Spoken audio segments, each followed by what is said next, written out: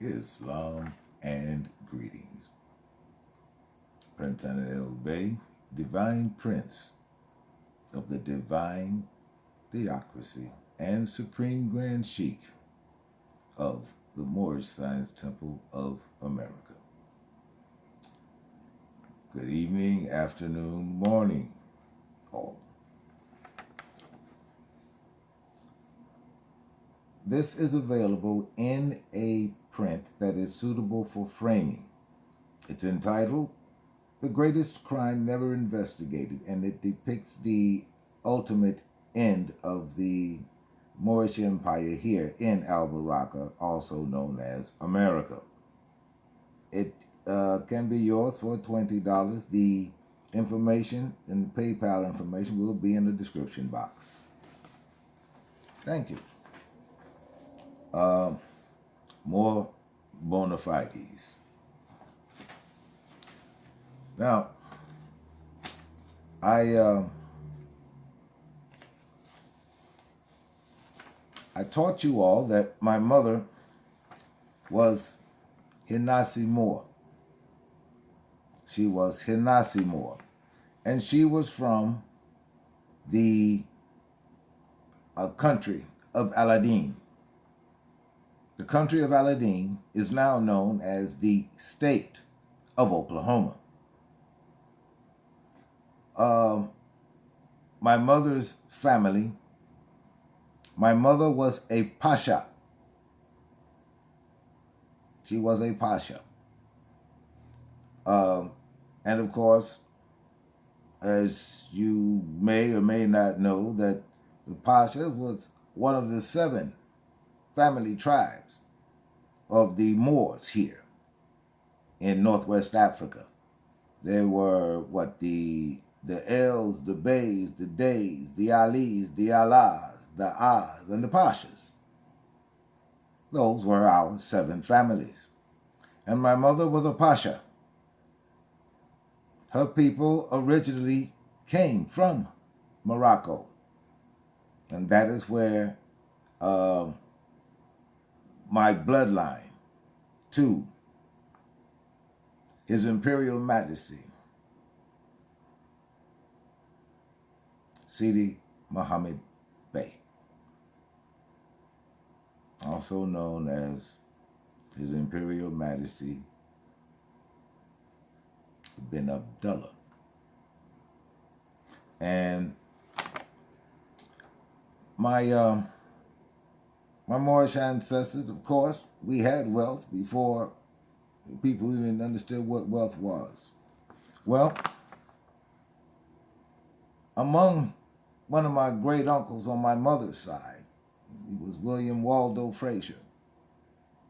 And my family, lawfully and by birthright, owned all of Seminole County in Oklahoma.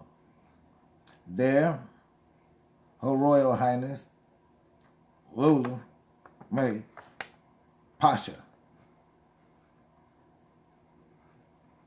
of the Hinasi Moors of Aladdin. Well, she had land which had been in our families for as long as my mother's side of the family has been there, and that's since forever. Now, I had always heard that we had oil fields and natural gas wells, heard about them all my life. Always wondered why we weren't, pursuing our birthrights. Well, I stopped wondering that when I was a teenager. And as you can see, I now own 100% of my mother's interest in our natural gas wells and our oil wells in Aladdin. I managed to track down one of the energy companies. I caught them red-handed. They had been taking oil and pumping over 1 million cubic feet of natural gas a day out of my oil, out of my natural gas wells. This is the company that I manage. This is the company that I managed to catch with its hands in the cookie jar. That is my ancestral birthright. And they're stealing it. I did as the prophet suggested, that Moors of substance who had anything, if they wanted to actually see this movement grow, he told the Moors, vest everything you have into the temple. I am Bey. I obey the law and I enforce the law. Therefore, I live by the law. Those oil fields and natural gas wells, I vested them in the Moorish Science Temple of America. And yes, the United States of America has a lot to answer for. I am heir to one of the high contracting parties of both the Constitution for the United States and the Treaty of Peace and Friendship. I am a living descendant of His Imperial Majesty, Sidi Mohammed Bey, signatory on both documents. And the United States is doing everything it can to keep me in exile in my own land. And this includes doing whatever it can to keep me from my wealth. Yeah, it's the game they play. It's what they do. However,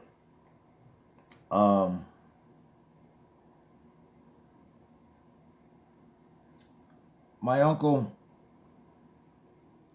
William, he was Hinasi Moore. He ultimately,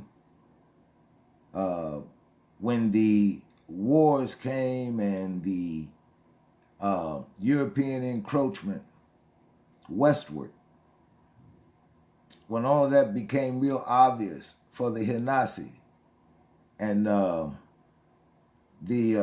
my goodness, it's just too many of them. The Hinasi and the other Moors, those who opted to stand and fight, they of course died. And many Hinasi went up into the land of Canaan. My uncle William, he was one of those Moors. He's one of those Hinasi who went up into the land of Canaan. And there are places in Canada that even the amalgamated Canaanites have no idea about. There are parts of Canaan they know absolutely nothing about. They don't even know these places exist. And when the conquering was finished here, my mother's people, they came back down into Northwest Africa out of the land of Canaan. And of course, because my great uncle was Moor, there was nothing that the United States could do to him, kick him off his land, none of that. None of that.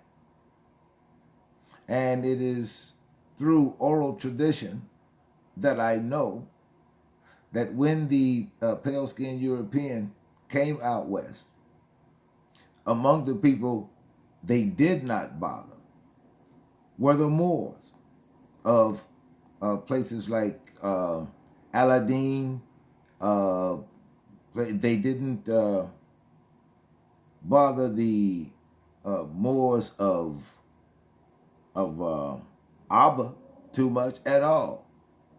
Abba had the distinction at that time, though, when the conquering was going on. Abba did have the distinction of being just right on the borderline of the madness and the chaos. And because it was in southern Northwest Africa, well, of course, it felt the sting of what later became the Civil War. Now, my father's people, they had a pretty rough go of it down there in the land of the Bushu Moor. My Uncle Waldo, William Waldo Frazier, it's my great uncle's name, peace and blessings be upon him. Well, he left to my mother, who left to me a legacy. And the things that you hear me speak of on here, they are all connected to our legacy. I am sharing bits and pieces of my legacy with you all, just to demonstrate to you that that which is important is worth fighting for. I'm going to share some real story with you that you've never read about, that you've never heard about, and that you certainly have no idea about. It is about the Moors who elected to stay in Spain when we left. The last of us didn't really get out of there until after 1492. 1492 was the year of the expulsion. What occurred while most of us were packing our stuff, putting them on ships so we can go on back home where we came from, which is the place we came from is commonly known as North America. It's actually Northwest Africa. And that is where Morocco, Egypt, Tunis, Libya, Tripoli, all those places, they sit around what people call the Great Lakes, and that's the Sea of Galilee. Lake Michigan is the Sea of Galilee.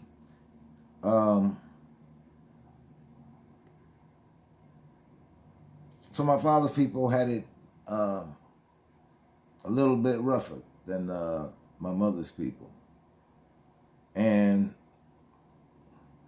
your birthrights are always worth fighting for. You're going to always have distractions come at you. And that is because distractions are the best way to keep you pliable, confused, and as long as you are confused, then you become quite docile. Now, I want to share this with you.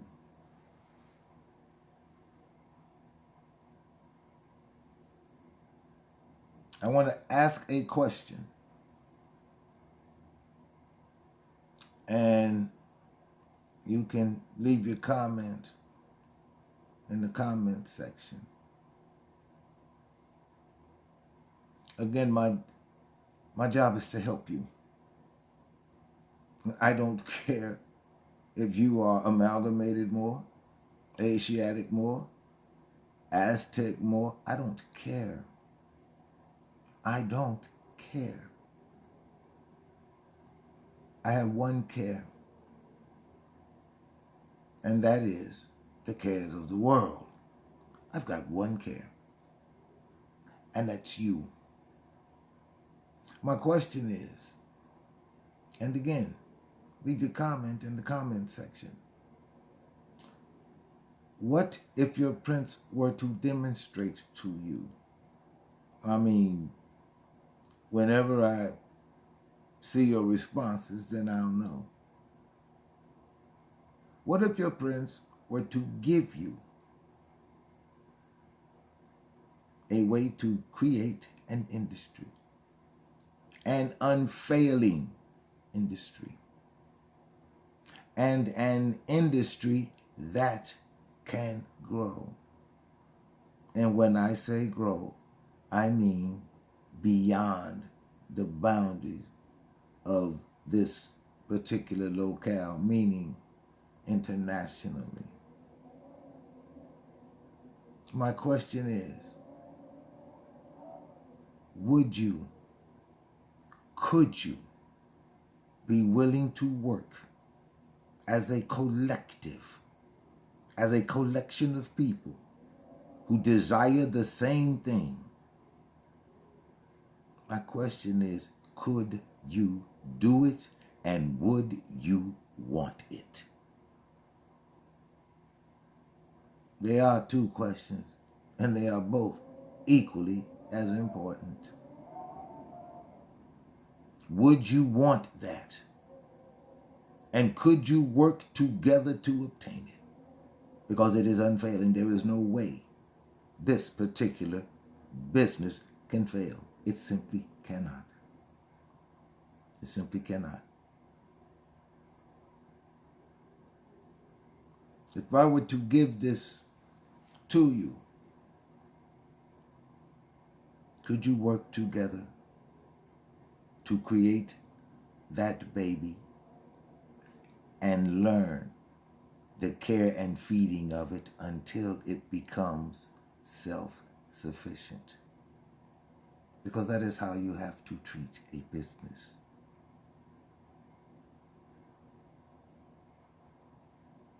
That was a cute movie, 3 Men and a Baby. How about 300 or 3,000 men and women and a baby? Wouldn't you think that baby would have the absolute best care? Because if that's what you think, remember, everything begins with a thought. And if that is what you think, all you have to do is bring it to manifest. That is all you have to do. Because I will give you, at any rate, I will give you those degrees. I simply need to know if you all can work like that. I just need to know if you all can work like that. To get out of poverty, get out of neediness, become industrious, and develop a new frame of mind, because that is what industry does. Industry, by its very nature, it incites creativity. Creativity. It is the doing of nothing that softens and destroys the brain, because it is getting no exercise. And that is among the strongest tools that one has. If you want to do this thing, leave a comment in the comment section. It is easy. It does take some work, but, you know, this is not a something for nothing world. And if that is how you were dragged up, because if you were raised, there ain't no way in hell that that's your thinking. But if you were dragged up to believe that you get something for nothing in this world, you don't have to earn anything. You're either in for a lesson, or this is just going to be too hard for you. One of the two is going to occur. But you must understand something. Not everything is for everybody. You will have to face the fact that sometimes people are just suited to what they do. Doesn't go for everybody, and it certainly isn't a crutch for the lazy and the simply shiftless. They can't use that as a crutch. They're just lazy. However, do let me know, because if this is something that you think you all can pull off, especially at the coming of this new year, which would be an excellent time to begin this project.